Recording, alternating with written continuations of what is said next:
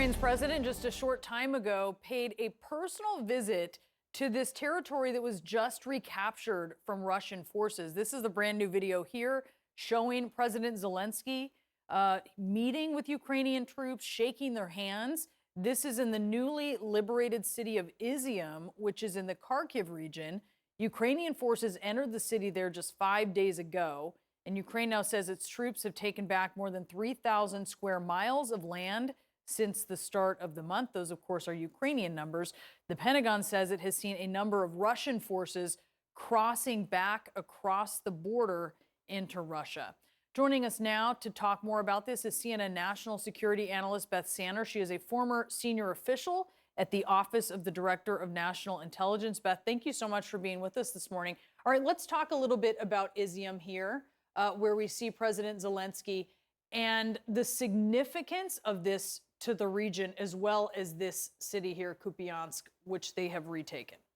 Well, these are huge in a couple of ways. First is just militarily. These are logistics hubs. These are the places where the supply lines are centered for Russia and where they abandoned a lot of equipment as the men fled. And so, these are important not just for this region, but also as Ukraine is trying to push south and into Donbass and extend this into the eastern area. So these are really important. The other part of it, I think, is just psychologically. I mean, just seeing Zelensky in Izium and raising this flag. It's important for the Ukrainians. It's important for the West because it shows that what we're giving them is working. And it's really important because in Russia, it's impossible to deny what's happening.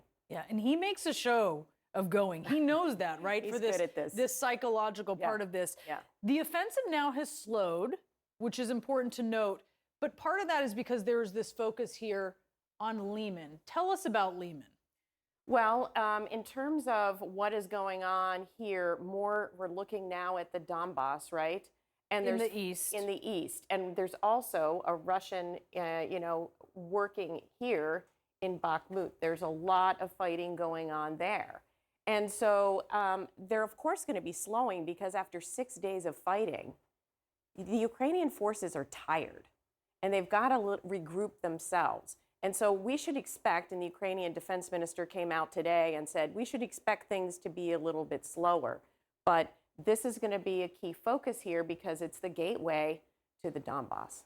The gateway to the Luhansk region. Yes, right? And remember, this is where Putin has said they're going to take all of the Donbass, Luhansk and Donetsk, and they haven't been able to do that. And what is happening now with this depletion of Russian forces, most military analysts say the Russians are not going to be able to take this territory that's, here in the stripes. They're not going to be able to achieve their aims in taking all of the Donbass. And in fact, they're probably going to lose some ground.